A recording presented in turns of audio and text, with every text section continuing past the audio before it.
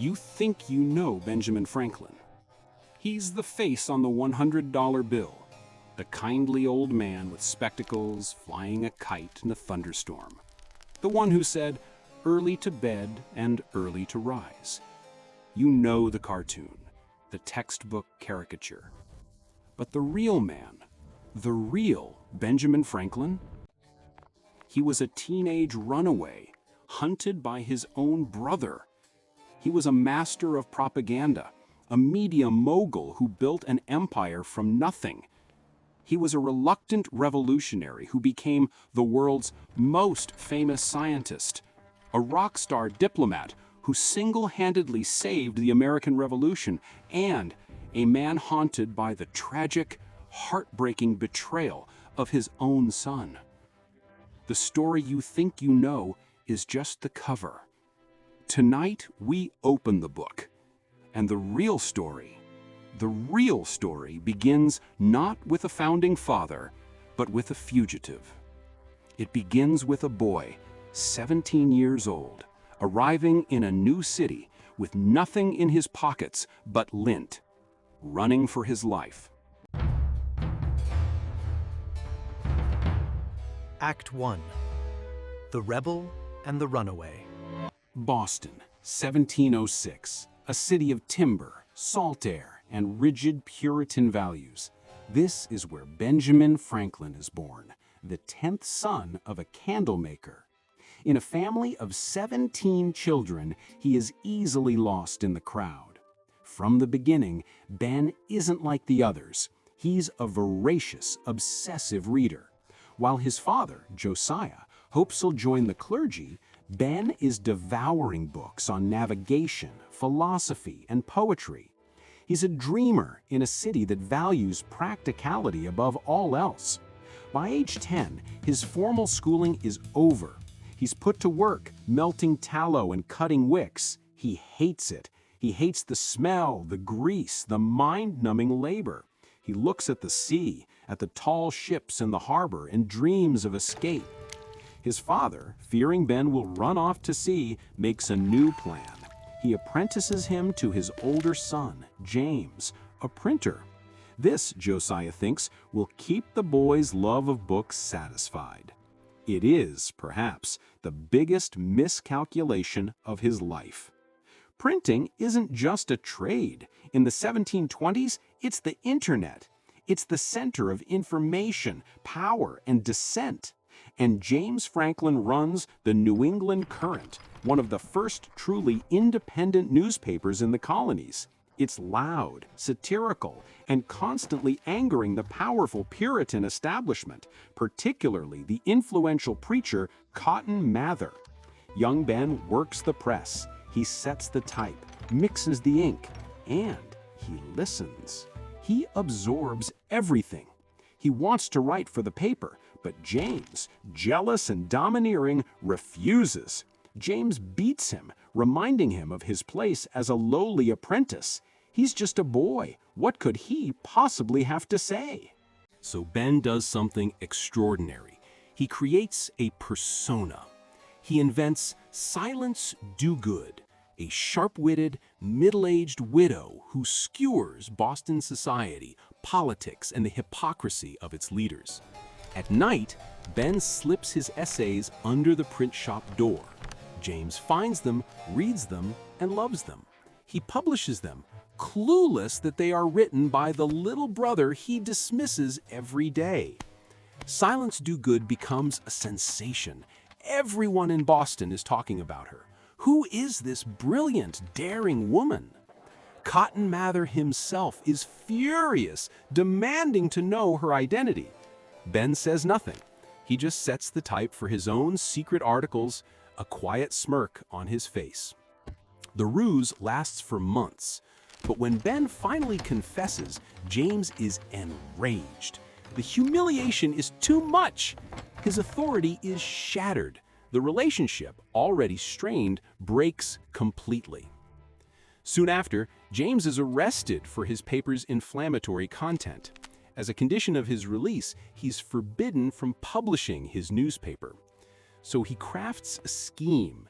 He'll transfer the paper's ownership officially to his apprentice, Benjamin, but secretly, Ben would still be bound by his original apprenticeship papers.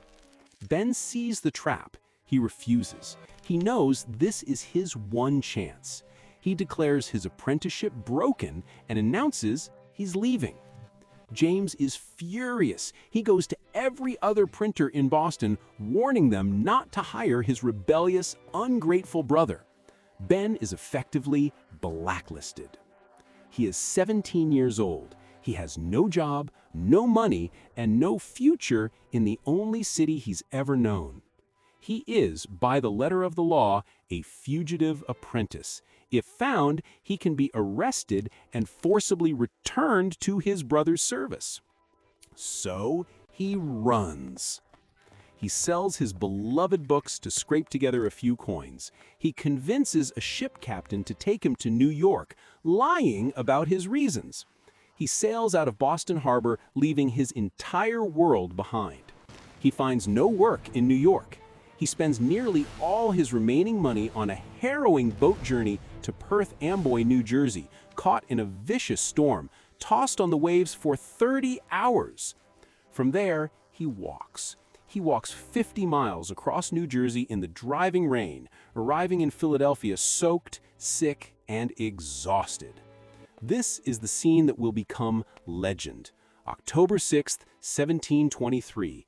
A teenage boy, his pockets stuffed with a few dirty shirts, walks down Market Street. He's starving. He uses his last pennies to buy 3 enormous, puffy loaves of bread. He tucks one under each arm and walks down the street, famished, anonymous, and utterly alone, eating the third. His future wife, Deborah Reed, sees him from her doorstep and laughs at the ridiculous, bedraggled sight. He has no connections, he has no plan, he is a runaway. But he is in Philadelphia, and he is free. The world has no idea what is about to hit. Act 2. The Printer and the Citizen, 1723 to 1748. Philadelphia in 1723 is not Boston.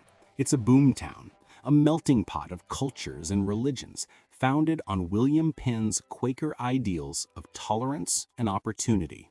For a young man like Ben Franklin, it's a blank canvas. He finds work immediately at a print shop run by Samuel Kamer, a bizarre, incompetent eccentric. Franklin, with his skill and discipline, quickly becomes indispensable.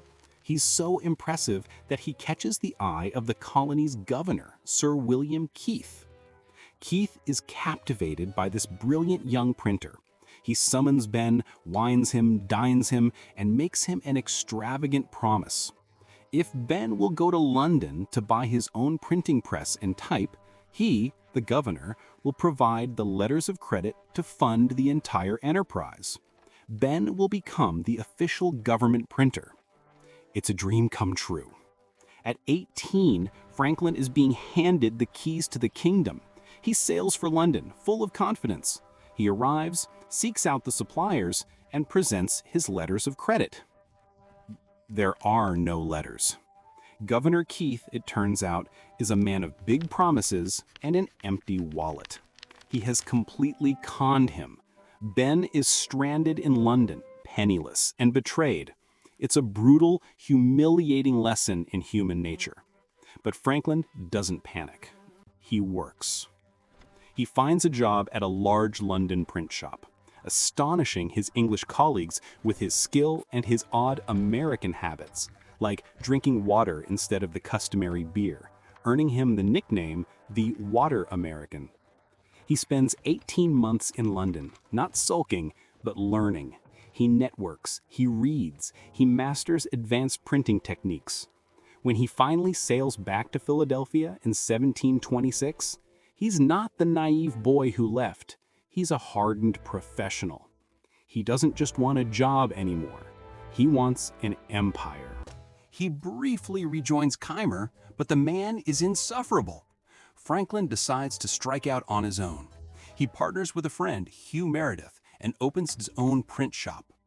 Their first big break? They buy a failing, forgettable newspaper called the Pennsylvania Gazette. In Franklin's hands, it becomes the most successful, most widely read newspaper in the colonies. He's a brilliant writer, a savvy editor, and a relentless marketer. He doesn't just report the news, he creates conversations. He's funny, he's insightful, he's provocative. But the Gazette is just the start. In 1732, he launches Poor Richard's Almanac. Today, we think of almanacs as boring tables of weather and tides. In the 18th century, they were in every home. They were the one book people bought every single year. Franklin sees an opportunity. He creates the character of Poor Richard Saunders, a folksy, humorous astronomer who dispenses witty, memorable advice. A penny saved is a penny earned. Haste makes waste. God helps them that help themselves. These aren't just proverbs, they are marketing. Franklin is crafting a new American ethos, one of thrift, hard work, and self-reliance. And it sells. Poor Richard's Almanac is a blockbuster, selling 10,000 copies a year.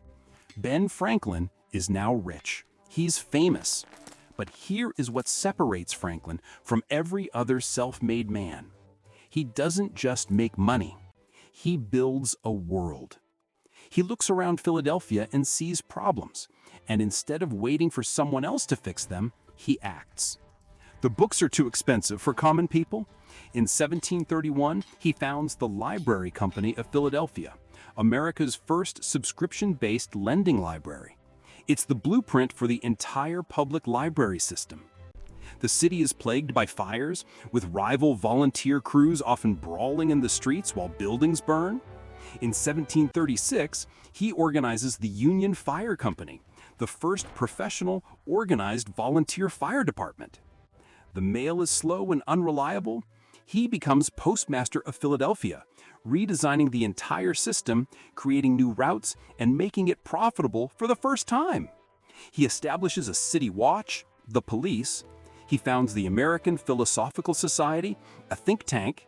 He helps found Pennsylvania Hospital, the nation's first, and the Academy of Philadelphia, which will become the University of Pennsylvania. In just 2 decades, the runaway apprentice has become the single most influential citizen in North America. He has built a media empire. He has secured his fortune, and he has, brick by brick, built the foundations of American civil society. By 1748, at the age of just 42, Benjamin Franklin has won. He sells his printing business. He's done. He retires. Or so he thinks. He has no idea that his real life, the life history will remember, is only just beginning. Act 3. The Scientist and the Inventor, 1740s to 1750s. Benjamin Franklin is retired. He's 42 years old, wealthy, and for the first time in his life, he has nothing to do. So he turns his massive, restless intellect to a hobby, a curiosity, a parlor trick that is fascinating scientists in Europe: electricity. In the 1740s, electricity is pure mystery. It's static cling. It's a spark you get from a Leyden jar. Nobody knows what it is. It's magic. Franklin is captivated. He begins a series of brilliant, methodical experiments. He theorizes that electricity isn't two different fluids, as was believed, but a single fluid. He coins the terms we still use today: positive and negative charge, battery, conductor, charge. He's not just playing, he's defining the field. But his mind goes where no one else's has. He watches the sparks from his Leyden jar. He watches the summer thunderstorms roll into Philadelphia. He sees the jagged, terrifying bolts of lightning. And he wonders, are they the same thing? It's a terrifying, brilliant hypothesis, and he devises an experiment to prove it. This is the legend, the kite in the storm, June 1752. It sounds like a children's story, but it was one of the most dangerous scientific experiments in history. He's not trying to get struck by lightning, which would have vaporized him. He's trying to prove that the charge in the clouds is electrical. He builds a kite with a simple wire at the top. He attaches a hemp string, which will conduct electricity when wet. At the bottom, he attaches a silk ribbon, which won't conduct, for him to hold. And right where the hemp and silk meet, he ties a simple metal house key. The storm approaches. He flies the kite. He stands under a shed, keeping the silk ribbon dry. He waits. Nothing. The storm rages. He's about to give up. And then he sees it. The loose threads of the hemp string begin to stand on end, repelling each other. They are charged. He slowly, carefully brings his knuckle close to the key. Zap! A spark, a small blue, unmistakable spark. He has done it. He has proven that lightning is not the wrath of God. It is simply electricity, a natural, predictable force. The discovery makes him the most famous scientist on Earth.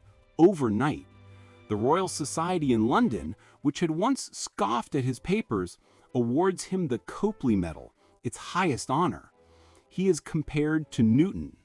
Kant will call him the modern Prometheus. But here again is the Franklin difference. He doesn't just want to understand the world, he wants to improve it. He's proven lightning is electricity, so what? So, thousands of people die every year when lightning strikes their homes, their churches, their barns, and burns them to the ground. Franklin has an idea. He invents the lightning rod, a simple pointed iron rod attached to the roof of a building, connected to a wire that runs down the side and into the ground.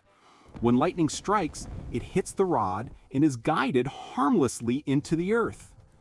It is one of the single most important life-saving inventions in human history. And when he's urged to patent it, Franklin refuses. As we enjoy great advantages from the inventions of others, he writes, we should be glad of an opportunity to serve others by any invention of ours. And this we should do freely and generously. He's not done. He's cold. He invents the Franklin stove, a metal-lined fireplace that radiates vastly more heat with vastly less wood. He's getting older and can't see both near and far. He cuts two pairs of glasses in half and sticks them together, inventing bifocals. He sees a musician playing water-filled glasses. He invents the glass harmonica, a beautiful, ethereal instrument that Mozart and Beethoven will compose music for. The retired printer from Philadelphia has become the face of human ingenuity. He is a global superstar, and that fame is about to become the American colony's single greatest political weapon. Act 4. The Statesman and the Sun Pal. While Franklin is taming lightning, the political skies over America are darkening. The colonies are a patchwork of competing interests, and the French are encroaching from the west. In 1754, Franklin is sent as a delegate to a conference in Albany, New York, to discuss colonial defense. He proposes something radical, the Albany Plan of Union, a proposal for the colonies to unite under a single overarching government. It is the first time anyone has seriously proposed a unified America. To promote it, he publishes a drawing in his Gazette, a snake cut into pieces, each representing a colony. The caption, "Join or Die." It is America's first and most powerful political cartoon. The Albany Plan is rejected. It's too bold, too soon, but the seed is planted. Franklin's attention, however, is on his home colony. Pennsylvania is in chaos, run by the wealthy aristocratic Penn family, who refuse to pay taxes on their vast lands, leaving the burden on common citizens. In 1757, Franklin is sent to London as the colony's agent, its chief lobbyist, to argue their case before the king. He thinks he'll be gone a few months. He will be gone, with one brief interruption, for nearly 18 years. He arrives in London not as a runaway apprentice, but as Dr. Franklin, the world's most famous scientist. He is celebrated, invited into every elite circle, a member of the Royal Society. He loves London. He loves the sophistication, the intellectual life. In many ways, he feels more at home here than in America. He is, at this point, a proud, loyal British subject. He believes in the empire. He wants America to be a partner in that empire. And with him in London is his son, William. William is his illegitimate son, raised in his household, his pride and joy. Franklin has groomed him for greatness. And in 1762, using his immense influence, Franklin secures William a powerful position, the royal governorship of New Jersey.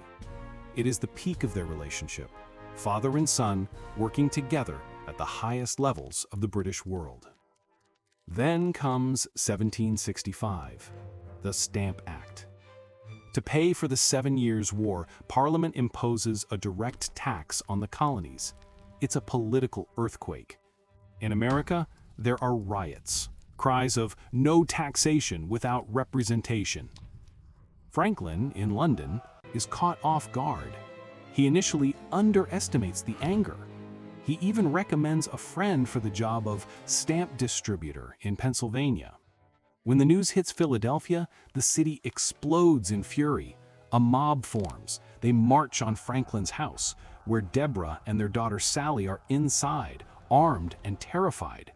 They almost burn his house to the ground. Franklin is stunned. He realizes his mistake and pivots hard. He goes before Parliament to argue for the Act's repeal. In a masterful, televised for its day performance, he warns them that the colonies will not back down. He is brilliant, persuasive, and he succeeds. The Stamp Act is repealed. When the news reaches America, he is hailed as a hero. But the damage is done. Franklin, the loyal British subject, has seen the arrogance of Parliament, and William, his son, the royal governor, has seen the disloyalty of the American mob. A crack has formed between them. The years tick by. More taxes, more troops, the Boston Massacre, the tension builds. And William chooses a side. He chooses the king. He becomes one of the most famously rigid, unyielding loyalists in the colonies. He and Ben begin to exchange letters, at first polite, then strained, then icy with rage. To Ben, his son is a traitor to his homeland. To William, his father is a traitor to his king. The political has become deeply, tragically personal. In 1772, Franklin makes his final, fatal move. A box of letters from Thomas Hutchinson, the royal governor of Massachusetts, falls into his hands. The letters are explosive, proving that Hutchinson was the one secretly urging London to send troops and crack down on colonial rights. Franklin, the old newspaper publisher, knows what to do. He leaks them. He thinks it will calm the situation by showing the colonists that their real enemy isn't Parliament, but a few bad advisors. He miscalculates catastrophically. On January 29, 1774, Franklin is summoned to a place in London called the Cockpit. It's not a hearing, it's an ambush. For over an hour, he is savagely, publicly humiliated by the British Solicitor General, who accuses him of being a thief, a liar, and the instigator of all the troubles in America. Franklin stands there, motionless. In his finest suit, He does not say a word. He endures the abuse. The entire British aristocracy, gathered to watch, laughs and jeers. That day, something inside him breaks. The man who loved Britain, the proud subject, the imperial partner, he dies in that room. He's fired from his job as postmaster. His reputation in England is destroyed. He has one last, bitter, heartbreaking meeting with William, where they both say unforgivable things. In 1775, Benjamin Franklin sails home. He is 69 years old. His life's work of uniting the empire is in ruins. His son is his sworn enemy. He is a broken man, returning to Philadelphia in disgrace. He has no idea he's sailing home to fight a war. Act 5. The Revolutionary and the Diplomat, 1775 to 1785. Franklin lands in Philadelphia on May 5th, 1775. As his ship docks, he's met with shocking news. The battles of Lexington and Concord have been fought. The colonies are at war. The very next day, he is unanimously elected as a delegate to the Second Continental Congress. There is no time to rest. The revolution has begun, and it needs him. The disgraced diplomat is instantly transformed into a fiery patriot. All his moderation is gone. He throws his entire fortune, his reputation, and his boundless energy into the cause. He serves on committee after committee. He helps organize the army. He designs the first official currency. He even proposes a new national motto: "Rebel tyrants obey God." In 1776, he's appointed to a committee of 5 to draft the Declaration of Independence. The primary author is a tall, quiet Virginian named Thomas Jefferson. Franklin, the elder statesman, serves as the chief editor. When Jefferson shows him the first draft, with the line, "We hold these truths to be sacred and undeniable," Franklin picks up his quill, scratches it out, and writes, "We hold these truths to be self-evident." With 2 words, he transforms a poetic phrase into an unbreakable axiom of logic and reason. It is his genius distilled. On July 4th, 1776, he signs the Declaration. As he does, he reportedly turns to the other delegates and says, "Yes, we must indeed all hang together, or most assuredly we shall all hang separately." But signing the paper is the easy part. America is losing the war. Washington's army is a ragtag collection of farmers. They have no money, no navy, no supplies, no gunpowder. The British have the most powerful military machine on earth. The revolution is failing. There is only one hope: France. America needs an ally. It needs money, and it needs a fleet. So in October 1776, Congress turns to the only man alive with the international stature to pull off a miracle. They send 70-year-old Benjamin Franklin to Paris. It is, by all accounts, a suicide mission. He's old. He's sick with gout. The Atlantic is swarming with British warships, and if he's captured, he will be taken to London and hanged as a traitor. He arrives in France, and the entire country goes insane. This isn't the Franklin of the London cockpit. This is Franklin the scientist, the man who tamed lightning. This is Franklin the philosopher, the symbol of rustic republican virtue. He knows exactly what he's doing. He scraps his wig, he wears a simple fur cap and plain brown suits. He presents himself not as a sophisticated courtier, but as the embodiment of the new world. And Paris eats it up. He becomes the biggest celebrity in the world. His face is on rings, snuff boxes, and chamber pots. Women wear coiffures a la Franklin, giant wigs styled to look like his fur cap. He is a rock star. But behind the scenes, he is running a complex, high-stakes game of diplomacy and espionage. The French Foreign Minister, Vergennes, wants to help, but he won't back a loser. Franklin must convince him that America can win. For a solid year, he wheedles, he flatters, he lobbies, he leaks propaganda, all while America keeps losing battles. The pressure is immense. Then, in December 1777, the news arrives. The American army has won a stunning, impossible victory at Saratoga. It's the opening Franklin needed. He pounces. He goes to Vergennes and brilliantly plays France's eternal hatred of Britain. The result? In February 1778, France signs the Treaty of Alliance. They declare war on Great Britain. They send soldiers, they send a fleet, and they send the money that will save the revolution. It is, quite simply, the single greatest diplomatic victory in American history, and Franklin did it almost single-handedly. The war rages on. Franklin stays in Paris, the revolution's indispensable man, constantly securing more loans, holding the alliance together. His son, William, has been captured in America, an armed Loyalist leader. He writes to his father from a prison cell, begging for help. Franklin refuses. The break is total. Finally, in 1781, the French fleet, the fleet he secured, blockades the coast at Yorktown, trapping the British army. Washington wins the final, decisive battle. The war is over. And who do they send to negotiate the peace? Benjamin Franklin. With John Adams and John Jay, he hammers out the Treaty of Paris in 1783, securing not just independence, but a vast territory for the new nation, stretching all the way to the Mississippi River. In 1785, after almost a decade in France, Benjamin Franklin finally comes home. He is 75 years old. He is a hero. He has, in his old age, secured the birth of a new nation. Act 6. The Elder Statesman and the Abolitionist, 1785 to 1790. He returns to Philadelphia to a hero's welcome. Bells ring, cannons fire.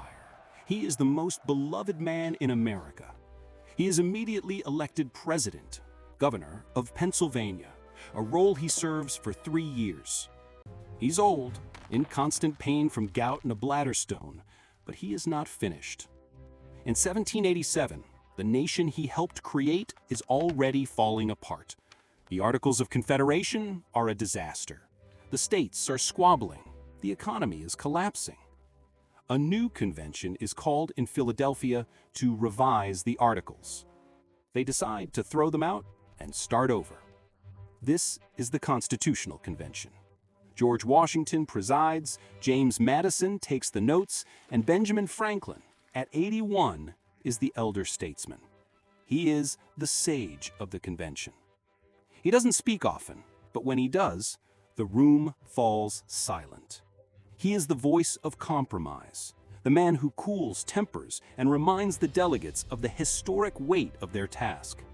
When the convention deadlocks over representation, big states versus small states, it is Franklin who helps broker the Great Compromise, creating the House and the Senate, saving the entire endeavor from collapse. On the final day, as the last delegates are signing the new Constitution, Franklin points to the chair where George Washington has been sitting. Carved on its back is a sun, half visible on the horizon. Franklin tells the delegates that he has often, during the contentious debates, looked at that sun and wondered whether it was rising or setting. But now, he says, at length I have the happiness to know that it is a rising sun and not a setting sun. It is his final poetic blessing on the United States. But he has one last act, one final piece of unfinished business. Throughout his life, Franklin was a man of his time. He owned slaves. He ran ads for runaway slaves in his Gazette. But his time in Europe and his Quaker-influenced surroundings in Philadelphia have changed him. He has come to see slavery as a profound moral rot at the heart of the nation. His final public act is to become the president of the Pennsylvania Abolition Society. In 1790, just months before his death, he drafts and signs a formal petition to the very Congress he helped create, demanding the abolition of slavery. It is his first and last great public plea for the soul of the nation. The petition is angrily shouted down by pro-slavery congressmen from the South. It fails. But Franklin, the master propagandist, gets the last word. Under a pseudonym, just as he did as a teenager, he writes a final, brilliant satirical essay mocking the pro-slavery arguments by putting them in the mouth of a fictional Muslim pirate. It is the last thing he ever writes. On April 17, 1790, Benjamin Franklin dies peacefully in his home. He is 84 years old. The funeral is the largest public gathering the continent has ever seen. 20,000 people follow his casket. The National Assembly in Paris declares 3 days of mourning. He is mourned not just as an American, but as a citizen of the world. So who was Benjamin Franklin? He was not one thing. That's the secret. He was everything. He was the rebel who defined the American spirit of self-reliance, the printer who built a media empire, the citizen who built a city, the scientist who tamed lightning, the inventor who refused to profit from his creations, the diplomat who charmed a king and saved a nation, the founding father who had the courage at the very end of his life to demand that the country he built live up to its own ideals. He was a flawed man. He was vain. He could be ruthless. His estrangement from his son was a tragedy that haunted him to his dying day. But his life is the ultimate American story. He was the original self-made man, the runaway boy who arrived with nothing and remade the world not with a sword, but with his mind. His legacy isn't just a face on a bill. It's the library down the street. It's the firefighter who answers the call. It's the lightning rod on your roof. It's the very idea that a single person, driven by curiosity, hard work, and a belief in the public good, can change the course of human history. He was the man who embodied the American dream long before America even truly existed. And he proved beyond all doubt what a human life fully lived could be.